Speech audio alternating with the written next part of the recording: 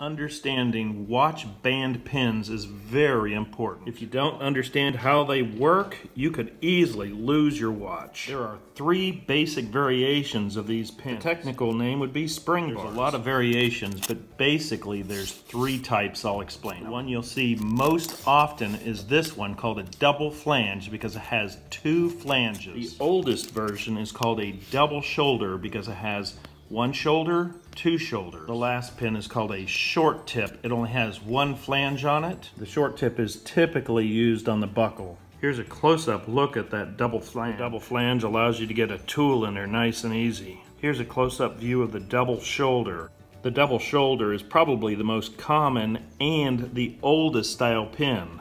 Here's a side-by-side comparison. Here's the double shoulder, and here's the double flange. Here's a variation called a curved spring bar. If you've got a thick band, you can see how much extra space you get with that bend. Here's the straight one and the curved one. One of the biggest mistakes you can make is this end, or the diameter of this pin at the very end could be too small. If you put the pin right into this hole and you can feel it shake, that means this is too small of a diameter. You need the next diameter up. If you put that pin in and you can feel a shake, that's the last thing you want because your band could just pop right off. You'll lose your watch. They also make these pins in a few different thicknesses, and you want to go as thick as you can possibly get for the strength. You want the biggest, thickest pin that you can get away with.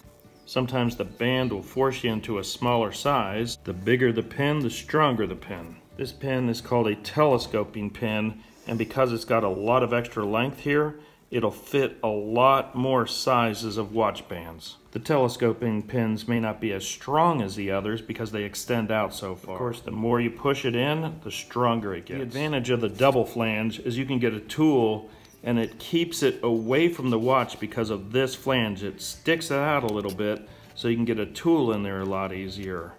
You can see the double shoulder would be right against the watch, so you'd have to get your tool in between, grab it, and push it forward. The buckle type is even harder to get out. You have to take a tool and push it into a hole that goes all the way through to get it out. A lot of modern watches don't have that hole. It's closed, so the double flange works really nice on a watch like this. Now, if you've got a cheap watch like this, any pin will probably do, but if you've got an expensive watch, you want to make sure that you make this as thick as you can and make sure that it fits correctly. If you got a nice watch and you can feel this wiggle, you should be a little bit concerned about that. To help you get the right pin, you can measure the watch, and this is 3/4 inch. Now you can look for the right size. Here's a 3/4 inch double shoulder, so that might be an option. But here's a 3/4 inch curved. If you've got a really thick band or the band is shaped like this, this will work. Here's a thinner double shoulder. If it needs to be thin, this would be the one to use. Or you could use a telescopic one. You might lose some strength, but it'll work. Because this is an older set, this is all double shoulder. Chances are if you buy a new one, it'll be the double flange like this, and it might be in the metric size. If it's a metric size, you're just going to have to convert it to the closest one that'll fit. If you're putting in spring bars, that's the basics.